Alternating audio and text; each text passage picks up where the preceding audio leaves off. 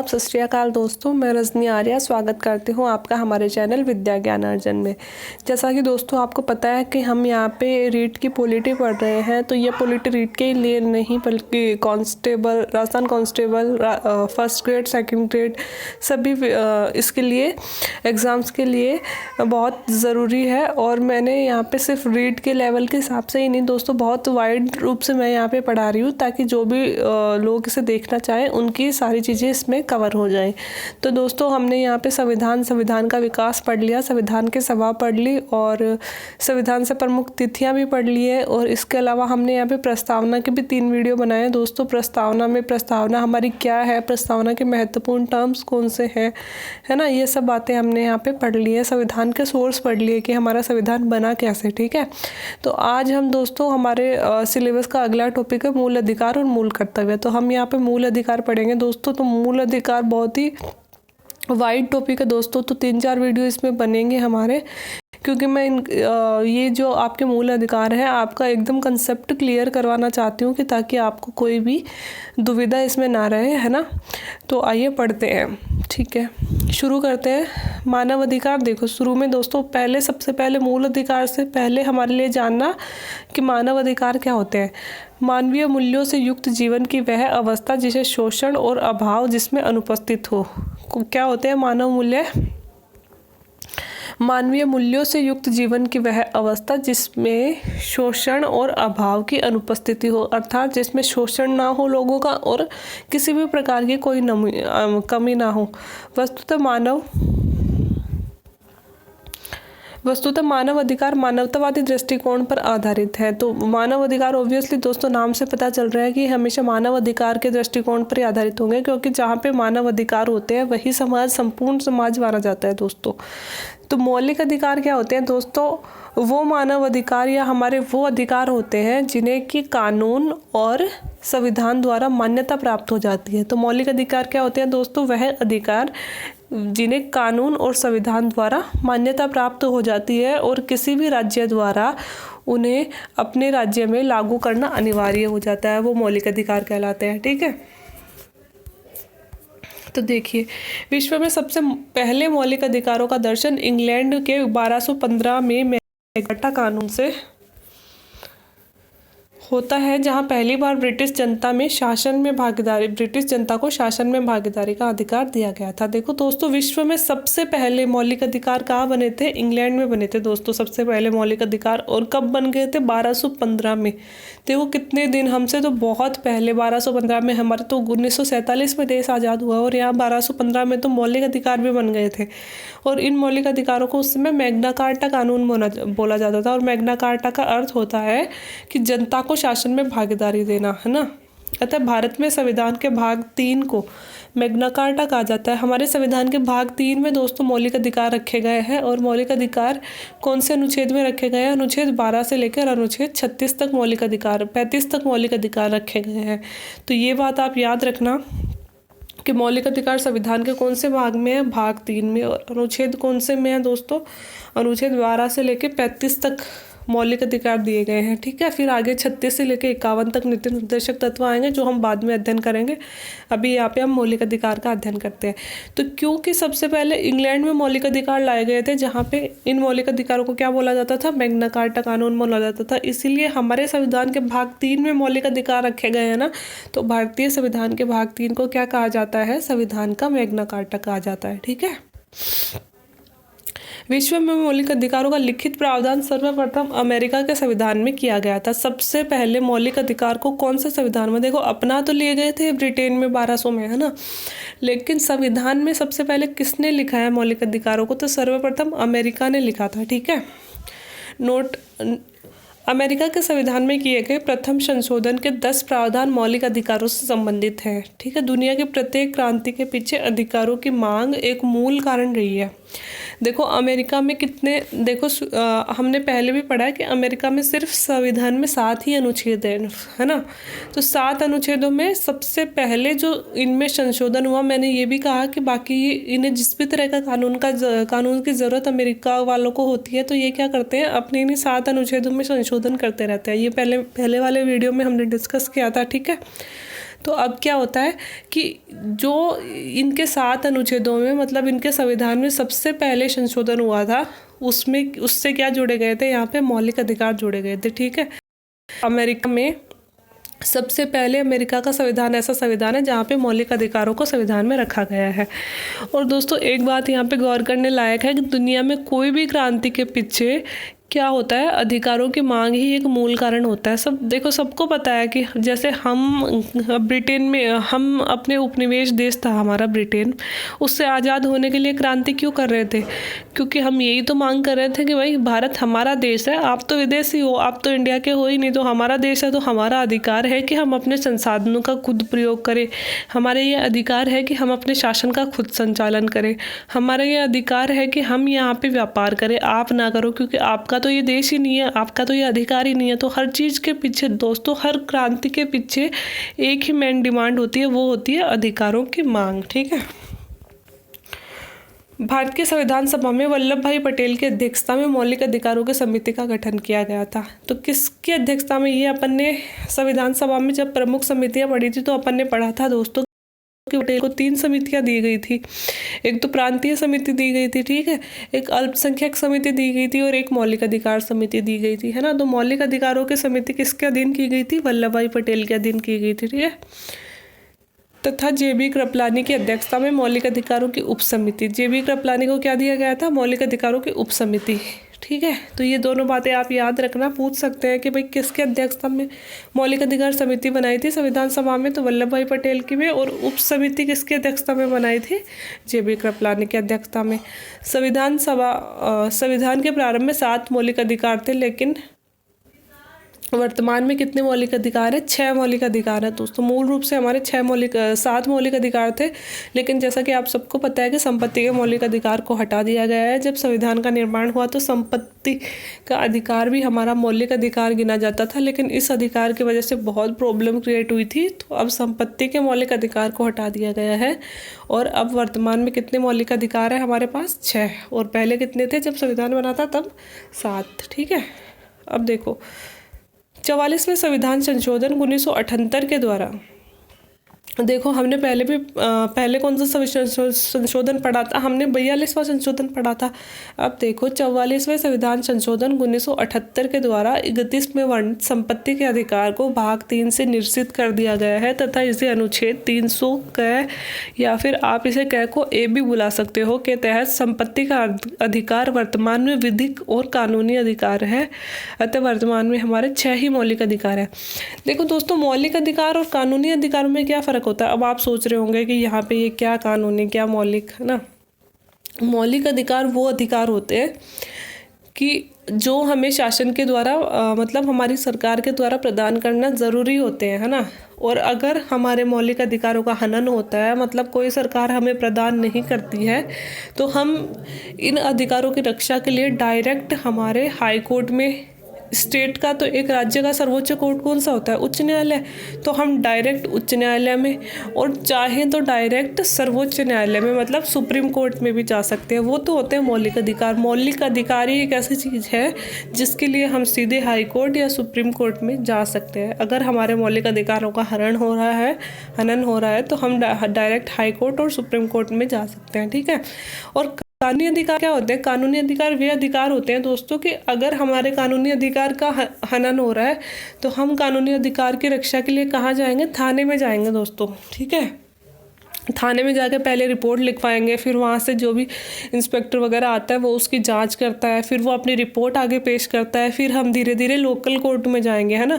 फिर तहसील स्तर पे जो कोर्ट होते हैं वहाँ जाएंगे, फिर उसने फैसला दिया, उसका फैसला हमें मंजूर नहीं हुआ तो हम कहाँ जाएंगे? जिला कोर्ट, सेशन कोर्ट में जाएंगे, है ना। फिर उसका भी डिस्ट्रिक्ट कोर्ट में चले गए, फिर उसका भी फैसला मंजूर नहीं हुआ तो हम हाई कोर्ट में जाएंगे, फिर उसका भी अगर हमें फैसला सही नहीं लगा तो अंतिम रूप से हम सुप्रीम कोर्ट में जाएंगे। वो होते हैं कानूनी अधिकार, है ना। लेकिन कानूनी अधिकारों के लिए हम कभी भी सीधे हाई कोर्ट में या सुप्रीम कोर्ट में नहीं जा सकते हैं। हम सबसे पहले पुलिस के पास जाते हैं हमारे कानूनी अधिकारों की रक्षा के लिए, है ना। लेकिन किसके लिए? मौलिक अधिकारों के लिए हम सीधे हाई कोर्ट या फिर सुप्रीम कोर्ट में जा सकते हैं, ठीक है। तो ये अंतर हो गया। तो अब क्या किया गया? देखो दोस्तों, 44वां संविधान संशोधन और 1978 में किया। 42वां कब हुआ था? 1976 में हुआ था। और 42वें संशोधन में संविधान में क्या प्रस्तावना में पंथ निरपेक्षता, अखंडता, ये 3 शब्द जोड़े गए थे ना 42वें संविधान संशोधन द्वारा। अब 44वें संविधान संशोधन द्वारा क्या किया गया? 44वें संविधान संशोधन द्वारा संपत्ति के अधिकार को संविधान के भाग 3 से निरसित करना, मतलब हटा दिया गया। भाग 3 में हमारे मौलिक अधिकार रखे गए हैं दोस्तों, और मौलिक अधिकार संविधान के भाग 3 में अनुच्छेद 12 से लेकर अनुच्छेद 35 तक है ना। अब इसमें अनुच्छेद 30 में नहीं, अनुच्छेद 31 में संपत्ति का अधिकार रखा गया था ना, जो मूल संविधान था। अब इसे यहाँ से तो हटा दिया गया, इस अनुच्छेद को ख़त्म कर दिया गया। अब अनुच्छेद 31 में कुछ भी नहीं है, ठीक है। 31 को ख़त्म कर दिया गया और संविधान के भाग 3 से इसे हटाकर कहाँ रख दिया गया? अनुच्छेद 300 क ए में। तो 300 का तो मौलिक अधिकार नहीं है ना, मौलिक अधिकार तो कहाँ से कहाँ तक है? 12 से 35 तक ही है। अब इसे संविधान के अनुच्छेद 300 क में या फिर 300 ए में रख दिया गया, जहाँ संपत्ति का अधिकार वर्तमान में कौन सा अधिकार है? कानूनी अधिकार है। तो कोई आपसे पूछे कि हमारे मूल संविधान में कितने मौलिक अधिकार थे, तो कितने थे? 7 थे। वर्तमान में कितने मौलिक अधिकार हैं? 6 हैं। क्यों 6 हैं? क्योंकि संपत्ति के मौलिक अधिकार को अब हटा दिया गया है, ठीक है। संपत्ति के मौलिक अधिकार कितने नंबर, कौन से आर्टिकल में रखा गया था? अनुच्छेद 31 में रखा गया था। और वर्तमान में संपत्ति के मौलिक अधिकार को कहाँ रखा गया है? 300 क्या बोल सकते हैं अथवा 300 ए बोल सकते हैं, एक ही बात है, ठीक है। वर्तमान में इसमें रखा गया है, ठीक है। इतनी बात समझ में आ गई? आगे चलते हैं। वर्तमान में हमारे यहाँ पे 6 मौलिक अधिकार, और वो मौलिक अधिकार कौन कौन से हैं एक बार ऊपर से अपन देखते हैं, फिर आगे पढ़ते हैं। दोस्तों ये मौलिक अधिकार आपको याद ही होने चाहिए, क्योंकि मौलिक अधिकारों में क्वेश्चन आते हैं, बहुत ज़्यादा क्वेश्चन आते हैं। तो पहला देखो समानता का अधिकार। पहले एक बार आर्टिकल नहीं देखेंगे, सिंपल नाम देखते हैं 6 अधिकारों के। पहला है समानता का अधिकार, फिर है स्वतंत्रता का अधिकार, फिर है शोषण के विरुद्ध अधिकार, फिर है धार्मिक स्वतंत्रता का अधिकार, 5वां है शिक्षा और संस्कृति का अधिकार, और फिर 6वां कौन सा है? संवैधानिक उपचारों का अधिकार। संवैधानिक विचारों नहीं, यहाँ पे उपचारों आएगा, संवैधानिक उपचारों का अधिकार, ठीक है। 1 मिनट, ये दोस्तों विचार नहीं है, उपचार है। संवैधानिक उपचारों का अधिकार, ये लिखा हुआ है यहाँ पे, ठीक है। तो आप इसे करेक्ट कर लेना। तो पहला कौन सा है? देखो समानता। पहले हमें चाहिए समानता। समानता मिल गई, फिर हमें चाहिए स्वतंत्रता। स्वतंत्रता मिल गई तो हम शोषण का विरोध करेंगे। शोषण का विरोध करेंगे, फिर हम कहेंगे कि अब हमें धर्म की स्वतंत्रता भी चाहिए, फिर हमें शिक्षा और संस्कृति का अधिकार भी चाहिए, और फिर हमें संविधान के उपचारों का अधिकार भी चाहिए। ऐसे करके थोड़ा सा आप मन में याद कर सकते हो कि सबसे पहले हम समानता की मांग करेंगे कि भाई हमारा कास्टिज्म खत्म करो, गरीबी अमीरी का भेद खत्म करो, ऊंचे नीचे का भेद खत्म करो। तो पहले हमें क्या चाहिए? समानता। फिर समानता मिल गई तो अब हमारा देश, पहले यही तो हुआ था कि अम्बेडकर जी यही तो कहते थे कि जिस टाइम पे हमारे नेता स्वतंत्रता के लिए लड़ रहे थे, उस समय अम्बेडकर जी यही तो कहते थे कि हमें अगर स्वतंत्रता मिल भी जाएगी तो मैं उस स्वतंत्रता का करूँगा क्या, जब तक कि समाज में ऊंच नीच का भेद खत्म नहीं होगा। भाई हम तो लोअर कास्ट से हैं, हम तो सदियों से आपकी गुलामी करते आए हैं, हम तो सदियों से नीचे, तो हम तो परतंत्र ही रहेंगे। अगर आप स्वतंत्र हो भी जाओगे तो अंग्रेज तो चले जाएंगे यहाँ से, लेकिन आपके दिमाग में से जातिवाद का भेद कैसे खत्म होगा? तो सबसे बड़ी बात है दोस्तों कि हमारे देश में इंसान के बीच में समानता होनी चाहिए, कोई भी बड़ा कोई भी छोटा नहीं होना चाहिए। तो ठीक है, सबसे पहले ज़रूरत किसकी है? समानता की। फिर क्या होना चाहिए? फिर देश आज़ाद हो गया, जैसे स्वतंत्रता मिल गई। अब स्वतंत्रता मिल गई तो हम किसी भी प्रकार के शोषण का विरोध करेंगे। तो तीसरा कौन सा आ गया? शोषण के विकार, ठीक है। फिर चौथा कौन सा हो गया? अब शोषण भी खत्म हो गया, समानता भी मिल गई, स्वतंत्रता भी मिल गई, शोषण भी खत्म हो गया। फिर हमें चाहिए धार्मिक स्वतंत्रता। अब हम अपने अपने धर्मों का प्रचार करेंगे। धर्म की स्वतंत्रता कर लिए, धर्म का प्रचार भी कर लिया, अब हम शिक्षित भी होंगे, संस्कृति का विकास भी करेंगे। तो फिर 5वां हो गया शिक्षा और संस्कृति का अधिकार, और 6वां हो गया संवैधानिक उपचारों का अधिकार। संविधान सबसे बड़ा है तो लास्ट पे आएगा संवैधानिक विचारों का अधिकार, ठीक है। अब देखो दोस्तों, समानता का अधिकार है अनुच्छेद 14 से 18 में। मैंने ये कहा था कि 12 से 35 तक मौलिक अधिकार दिए गए हैं, तो मैं आपको आगे बताऊंगी कि अनुच्छेद 12 और अनुच्छेद 13 में क्या है। हमारे मौलिक अधिकार शुरू हो रहे हैं 14 से लेके 32 तक, ठीक है। और वैसे हैं टोटल कितने, 12 से लेके 35 तक, लेकिन समानता का अधिकार 14 से शुरू हो रहा है और संवैधानिक उपचारों का अधिकार अनुच्छेद 32 पे खत्म हो रहा है। मैं आपको बताऊंगी 12, 13 और 33, 34, 35 में क्या रखा गया। आगे अध्ययन करेंगे। यहाँ पे हम अधिकार देखते हैं। देखो, समानता का अधिकार रखा गया है अनुच्छेद 14 से 18 तक। कितने हैं? 14, 15, 16, 17, 18, 5 है समानता के अधिकार के अंतर्गत, ठीक है। अब स्वतंत्रता का अधिकार रखा गया है 19 से 22 तक, अनुच्छेद 19 से लेकर अनुच्छेद 22 तक। तो 19, 20, 21, 22 4 हमारे पास स्वतंत्रता के अधिकार हैं, ठीक है। शोषण के विरुद्ध अधिकार के 2 है हमारे पास, अनुच्छेद 23 और अनुच्छेद 24। धार्मिक स्वतंत्रता के 4 प्रकार के स्वतंत्रता अधिकार हमें मिल रहे हैं अनुच्छेद 25 से 28 तक, ठीक है। शिक्षा और संस्कृति का अधिकार हमें मिला है अनुच्छेद 29 और अनुच्छेद 30 में, ठीक है। 31वां था संपत्ति का अधिकार, जिसे अब हटा दिया गया है, ठीक है। अब है संवैधानिक उपचारों का अधिकार अनुच्छेद 32 में। तो देखो दोस्तों, स्वतंत्रता का अधिकार अनुच्छेद 14 से 18 में, समानता का अधिकार अनुच्छेद 14 से 18 में, स्वतंत्रता का अधिकार अनुच्छेद 19 से 22 में। फिर शोषण के विरुद्ध अधिकार है 23 से 24 में। धार्मिक स्वतंत्रता का अधिकार है 25 से 28 में। शिक्षा और संस्कृति का अधिकार है 29 से 30 में और संवैधानिक उपचारों का अधिकार है 32 में। अब आप यूँ सोच रहे होंगे कि भाई संपत्ति के अधिकार को क्यों हटाया गया, ऐसी क्या नौबत आ गई थी कि संपत्ति का अधिकार हमारा मूल अधिकार नहीं बनाया गया, और क्यों पहले संपत्ति का अधिकार मूल अधिकार बनाया गया था। तो दोस्तों, संपत्ति के अधिकार को मूल अधिकार में रखने का संविधान निर्माताओं का उद्देश्य ये था कि जब हमारा देश आज़ाद नहीं हुआ था तब क्या करते थे अंग्रेज और राजा, जब चाहे किसी भी संपत्ति को खुद रख लेते थे, किसान को बेदखल कर देते थे। किसान से टैक्स नहीं दिया जा रहा, संपत्ति अपनी, और उसे खेत से बेदखल कर दिया जाता था, है ना। और फिर उसी खेत को दूसरे किसान को दे दिया जाता था। जो कॉमन लोग होते थे उनकी कोई संपत्ति नहीं होती थी, ठीक है। जो सारी संपत्ति होती थी वह वहाँ के शासक की होती थी। फिर अंग्रेज आ गए तो सारी संपत्ति अंग्रेजों की होती थी। अंग्रेजों ने भी यही किया कि अंग्रेज राजाओं से टैक्स लेते थे और राजा ऐसा ही करते थे कि भाई जिसने टैक्स दिया खेत उसका, और अगर टैक्स नहीं दे पा रहा है तो उससे खेत छीन लिया जाता था।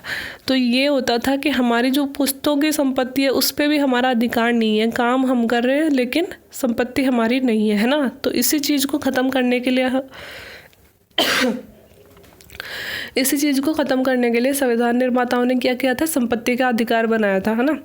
अब संपत्ति का अधिकार बना तो दिया, लेकिन संपत्ति के अधिकार से हमें अधिकार दे दिया कि हमारी जो संपत्ति है वह हमारा मौलिक अधिकार है, और अगर कोई भी हमसे संपत्ति छीनता है तो हम उसके खिलाफ डायरेक्ट हाई कोर्ट में जा सकते हैं, डायरेक्ट सुप्रीम कोर्ट में जा सकते हैं। यही तो होता है मौलिक अधिकार।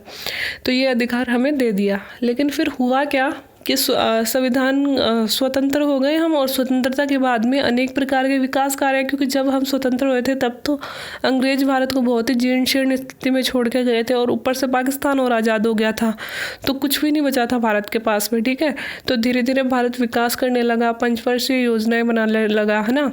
अब भारत में रेल लाइनें बिछने लगी, भारत में ये उद्योग लगने लगे बड़े बड़े, है ना, इंफ्रास्ट्रक्चर का विकास होने लगा। तो उसके लिए क्या होता था, अब सारे काम उस टाइम पे आज की तरह प्राइवेट बिजनेसमैन तो उस टाइम पे थे नहीं, सारे काम कौन करता था, गवर्नमेंट करती थी सारे काम।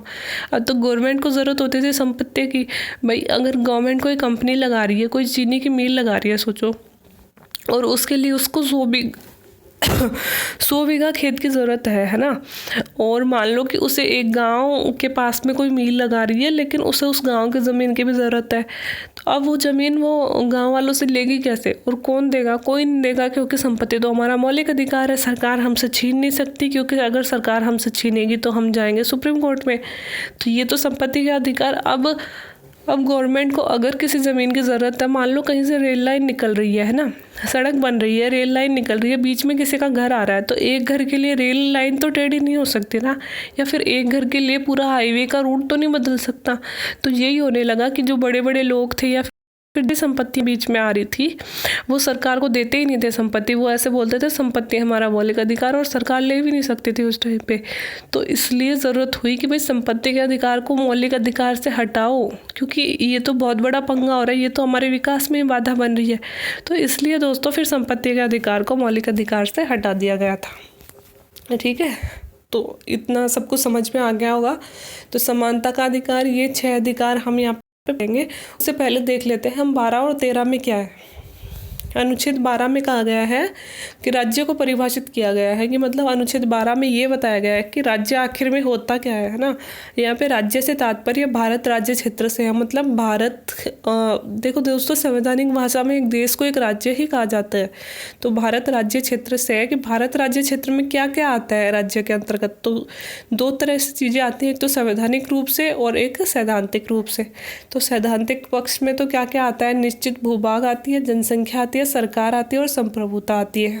ये 4 तो सैद्धांतिक टर्म्स होते हैं कि राज्य के अंतर्गत एक तो निश्चित भूभाग होना चाहिए किसी भी राज्य का, उसकी निश्चित जनसंख्या होनी चाहिए, उसके एक सरकार होनी चाहिए, और संप्रभुता मतलब सरकार बनाने का मिटाने का अधिकार उसके पास खुद के पास होना चाहिए, तब राज्य कहलाएगा। ठीक है, और संवैधानिक दृष्टि से देखें तो राज्य क्या होता है। संवैधानिक दृष्टि से राज्य में आते हैं सबसे पहले तो एक सेंटर होता है। सेंटर में क्या होता है, संसद और केंद्र सरकार के पदाधिकारी, है ना, हो गई है केंद्रीय सरकार। ठीक है, फिर अलग अलग राज्य होते हैं, तो राज्यों में क्या होता है, विधानमंडल और राज्य सरकार के पदाधिकारी। ठीक है, और फिर स्थानीय सरकारें हो गई जैसे पंचायत और नगर निगम वगैरह और उनके पदाधिकारी। तो ये आ गए संवैधानिक पक्ष में। अब देखो अनुच्छेद, तो अनुच्छेद 12 में क्या कहा गया है। अनुच्छेद 12 में राज्य को परिभाषित किया गया है। बस आपको अनुच्छेद 12 के बारे में इतना ही याद रखना है।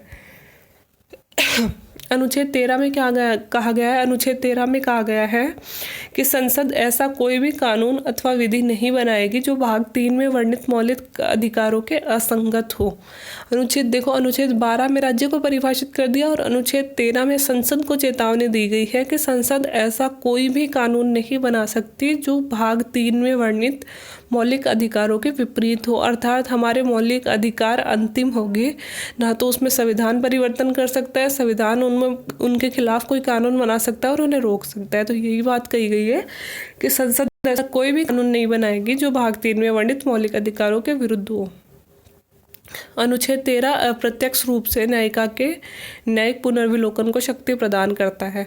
तो देखो दोस्तों, यह क्या कर रहा है, अप्रत्यक्ष रूप से न्यायपालिका के न्यायिक पुनर्विलोकन को शक्ति प्रदान कर रहा है। तो न्यायिक पुनर्विलोकन मैंने पहले भी आपको बताया था कि न्यायिक पुनर्विलोकन क्या होता है। न्यायिक पुनर्विलोकन होता है कि अगर न्यायपालिका है कि उसके द्वारा दिए गए किसी फैसले से अगर पीड़ित के साथ इंसाफ नहीं हुआ है, या फिर गलत मतलब या फिर बेगुनाह को सज़ा मिल गई है, तो वो क्या करता है, अपने ही फैसले बदल सकता है। ये तो होता है न्यायपालिका के पक्ष में। और एक और अधिकार न्यायपालिका के पास होता है कि संसद अगर ऐसा कोई भी कानून बना देती है जो हमारे मौलिक अधिकारों के विरुद्ध होता है, या फिर हमारे संविधान की मूल भावना को चोट पहुंचाता है ना, तो क्या कर सकती है न्यायपालिका, उसे अवैध घोषित कर सकती है। यह क्या अधिकार होता है, इस अधिकार को भी न्यायिक पुनर्विलोकन का अधिकार ही बोलते हैं। तो अनुच्छेद 13 भी ऐसा ही कर रहा है कि अगर संसद ने हमारे मौलिक अधिकारों के विरुद्ध कोई कानून बनाया तो न्यायपालिका उसे अवैध घोषित कर देंगे, मतलब वो कानून अमान्य होगा।